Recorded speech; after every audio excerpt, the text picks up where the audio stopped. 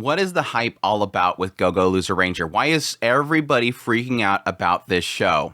Oh, her. Yeah, I get it now. Of the entire spring 2024 anime season, the one show that I looked at with the most scrutiny was easily Go-Go Loser Ranger. I heard a little bit of hype around it, what its take is on the Super Sentai thing, but honestly, when I looked at the synopsis, I was like, okay, it's another one of these. It's not as it seems. The bad guys are actually the good guys, and the good guys are the bad guys. That whole twist that, honestly, at this point, seems to be more popular than Super Sentai itself. The idea of the big villain lady falling in love with the good guy is pretty popular anymore. There's all these different twists to the whole genre, and honestly, I'm looking for something fresher. And yes, additionally, the main criticism I have with just the synopsis is it going to deliver? It's got a lot of emphasis on the idea of the bad guy being fed up and wanting to destroy the good guys. But is he really going to do that? And I don't really expect to see that answer given to me within the first 2 episodes, let's be honest. But I do have to admit that I'm very intrigued so far with these first 2 episodes. But with that said, this is my thoughts on the first 2 episodes, so let's just jump right into it. Go-Go Loser Ranger opens up with the sudden appearance of the floating fortress, filled with monsters that come to attack mankind. And as mankind is in danger, suddenly we have the appearance of the Dragon Keepers, this group of rangers that show up and defeat the monsters. And this continues. On a regular basis, the monsters will appear, and the rangers will show up, and the rangers will defeat the monsters. Well, that's not the full truth of what's going on. See, when we shift to the perspective of the monsters, we come to find out that this is all just an act. Yes, the floating fortress did show up. Yes, the monsters did attack the humans, but very quickly, the Rangers defeated the bosses of the monsters themselves. But they kept the fighters around, the peons, the foot soldiers, they kept them alive. See, these monsters are actually immortal. And it wasn't until later that they figured out a way of actually defeating and killing permanently these monsters. But again, they left the foot soldiers alive. And why is that? Well, being superheroes is actually a very lucrative business, so they've kept the foot soldiers around to essentially come down on a weekly basis, attack them, and the Rangers will show up and defeat them. Well, one of these foot soldiers, Fighter D, he's sick of it.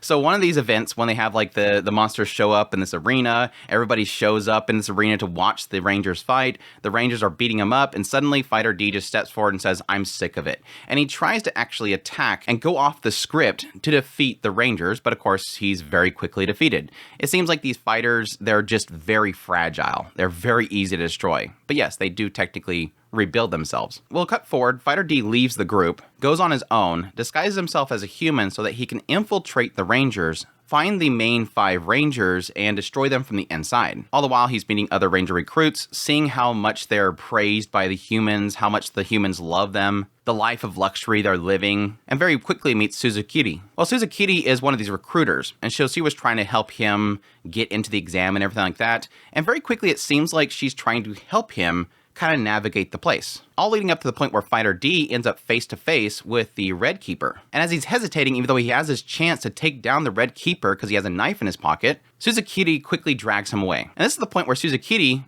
quickly destroys Fighter D, only for him to recover. It seems that she knew that he was one of these fighters, one of these monsters. And instead of wanting to destroy him as a ranger, she actually is recruiting him. She wants to work with him to take down the Rangers. Well, before he can give her an answer, they're interrupted because there is actually the appearance of a monster in the area. Definitely off schedule since the monsters only appear every Sunday. This happens to be one of his comrades, Fighter F, one of the monsters who's kind of inspired by Fighter D's desire to want to push against the norms. Well, very quickly, Red Keeper shows up. He uses one of their artifacts, which allows them to permanently kill the monsters and destroys Fighter F. And that is the story so far. So my thoughts on Go-Go Loser Ranger. Let's start off with the visuals. I am very, very, very mixed on the visuals. Yes, there is some incredible animation here and there. Especially the first episode has so many incredible shots. You cannot be stated enough. Having these shots where it shows like the fighters actually rebuilding themselves, especially Fighter D, like when he gets first blasted and you see that kind of the face and everything start to rebuild, or him disguising himself as a human, that kind of effect that they had for that looks really incredible. And yes, there's a lot of really cool action scenes in the first episode. My big hang up, obviously, is a massive massive usage of CGI. I don't think it's very rare that you actually get to see the Dragon Keepers not CGI. They're mostly always CGI. And yes, even the fighters, the monsters, in most of the shots, they're CGI. Now, it doesn't bother me too much. They're doing a really good job of sort of blending it in with the style of the show itself. It's kind of similar to shows like Blue Archive this season. Even though they have all CGI weapons, it matches the style. This shading and whatnot matches the style of the show overall. So it doesn't bother me. It was very few shots of this series where I was like, ugh, that looked bad. I know it's CGI, it's obviously CGI, but it doesn't bother me. So they're doing a good job of keeping things on model. There was a few shots of the characters kind of walking around where I'm like, I think that's CGI. And there's that moment where I'm trying to figure out if it's CGI or not, where it almost distracts as much as if I knew it was obviously CGI. But that aside, the show does look good. But I will admit, a lot of the character designs I'm not a fan of. I think especially Suzukiri, even though there's some really good shots of her, some really spicy shots of her trying to seduce him or whatever. But there's something about her. There's something about Suzukiri that just looks off. And I think it's a lot in the face. These character designs have very elongated faces, and it's kind of weird to me. It's very different, I guess is the best way to put it. So that's probably going to be a thing where it either worked for you or it doesn't work for you. And I think even with the visuals, it does kind of lend itself to having some very comedic moments. I think a lot of the monsters themselves, when they're kind of goofing around, look really great. They're like in these black tights, and they have these like skull faces, and whenever they talk, of course, there's like the jaw of the skull that's white, kind of jumping up and down. And there's a lot of expressiveness to the monsters themselves. I think it works really well. And yes, I even give a lot of credit to the studio for a lot of the more intense scenes, especially when you have this showing of how mean the Rangers are when they go up to the fortress to kind of figure out, hey, you had this Fighter D guy stepped out of line. What's going on? We have a treaty that you're supposed to send people down every week and we won't destroy you. And somebody stepped out of line. What's going on? And having like a lot of these little close-up shots of them, it kind of plays into a lot of those kind of more darker superhero films and series right now that has like the main superhero guy in public is the nice guy, but when you see him in the background, they're actually extremely twisted. And I think they really nailed those scenes with them up in the fortress, especially Red Keeper. Guy that seems like a really cool guy, but of course, like these shows typically go, no, he's actually the worst guy.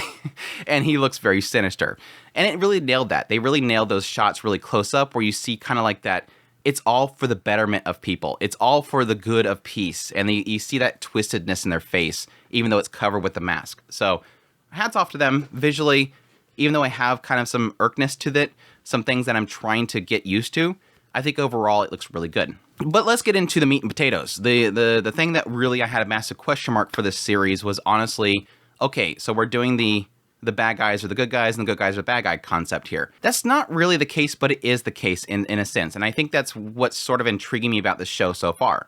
Yes, it presented it very clearly that the monsters are bad guys. They came here to invade. They came here to destroy mankind. But very quickly, the humans and the Rangers themselves, they came up and they destroyed the monsters. But specifically, they only took out the bosses. They used these artifacts that were created like a year into their fighting, which they used to kill the bosses. Now, it's a really cool thing is that early on, they show how, okay, we got to get ready for our Sunday bout. And so the monsters were kind of trying to figure out, okay, what new thing can we present? Because we got to present something every single week. And they've been doing this for years.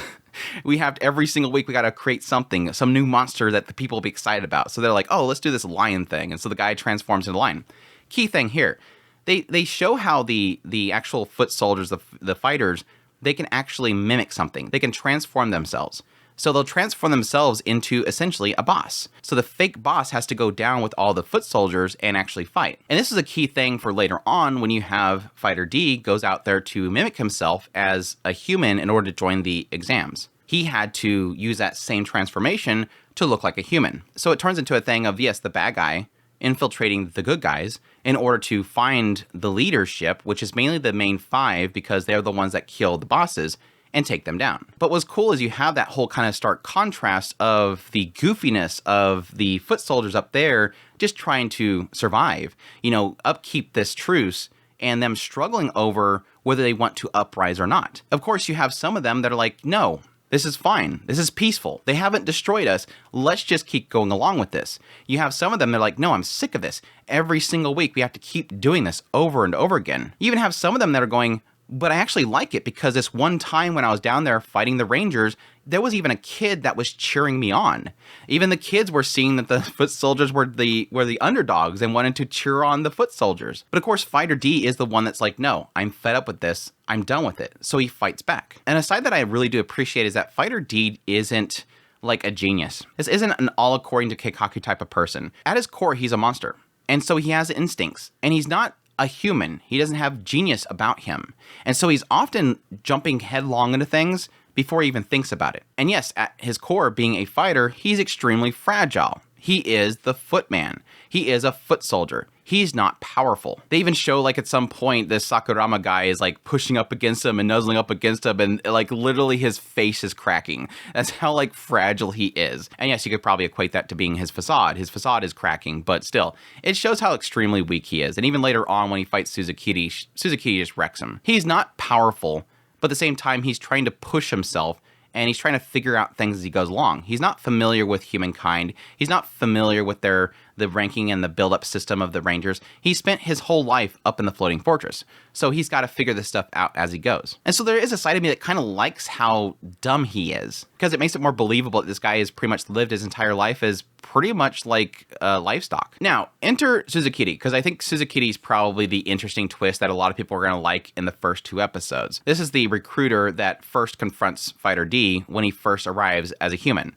And yes, it's been somebody that has kept finding Fighter D here and there almost very conveniently. Early on, it's just her really kind of pushing him, flirting with him in order to get him to join the Rangers, and obviously is covering for Fighter D whenever he does these really massive mess-ups. It gives you a sense very quickly that this girl probably knows who Fighter D is, all leading up to the very end of the second episode where she wants to recruit him or work together with him in order to take down the Rangers. I have already 3 theories going for who Suzukiri is. My first is that she is just a random foot soldier, a random fighter monster that had left the floating fortress a long time ago, infiltrated the Rangers, has been waiting for her moment to strike. And she's kind of been building herself, getting stronger, because it obviously seems like she's much stronger than Fighter D. Fighter D, it's implied that a lot of these fighters are extremely fragile, and she seems a lot stronger. My second prediction is the reason why she's stronger and that she could still be a monster is that possibly she's one of the bosses. Maybe she was a boss that, again, escaped, disguised herself, and has been infiltrating the Rangers. My third option is my wild card. This is the one where it's like, I don't think this is going to happen because it's rare they actually do this, but I think it would be really twisted and interesting. That she ends up being, and this is more of a Western take, really. You'll see this a lot more in Western media. She'll be a person that was taken advantage of in some way by one of the Dragon Keepers, and she's trying to get revenge for it. Like, at some point, she was hurt by a Dragon Keeper, and when she tried to say something about being hurt by them, because the Dragon Keepers are, like, essentially the celebrities of this world, they covered it up. So say Red Keeper, maybe assaulted Suzukiri, and then she tried to say something about it, and they said, you shut your mouth. You can't hurt Red Keeper. He's our savior. He's what everybody looks up to. He's the person that's making us a lot of money. So it'll be like a corporate greed thing. And so she'll hate the whole system. She'll know that it's a facade, and she'll want to break it just as much as he does, Fighter D. So that's my third wild card prediction. It seemed like that might be it because there's so much emphasis on how dead her eyes are. And again, her dead eyes could be that her transformation from a monster to a human, that's the one thing that she's failing miserably at. But it also leads to it being a trauma. Her dead eyes is because she has a trauma, and so she always looks like she literally has bug eyes. I don't know. It's off-putting to me. People like it. It is what it is. So that'll be a curious question mark as to what exactly her whole thing is. Sakurama, I don't know. He's creepy. I think Sakurama is going to be just as creepy and messed up in the head as probably Red Keeper. But yeah, let's get into the Red Keepers. So far, I'm very intrigued by it. I will admit that my only big hang-up, and it was a hang-up coming into the series, is how they're going to probably overly emphasize how bad the Rangers are. And again, I think that's a fatigue that I have with these sort of Super Sentai, superhero type of shows right now that's becoming way too popular, things like The Boys and whatever. I'm starting to get fatigued with these types of shows, where it overly animates how mean and twisted and screwed up the good guys are when they're not in public. And I'm hoping this one will do something more interesting.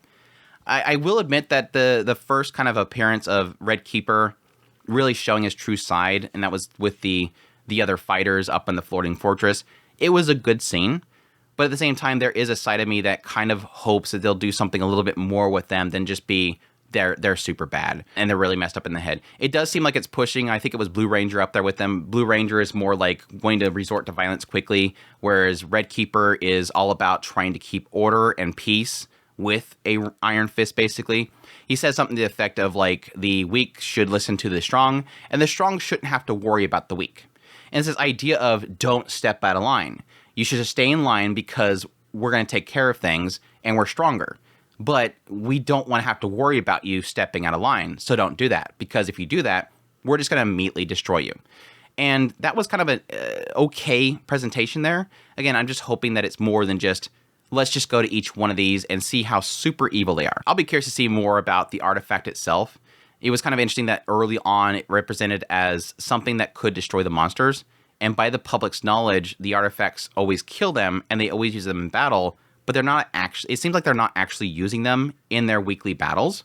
It isn't until later on that we find out that, oh, this is an actual artifact, and it was something that was created a year later.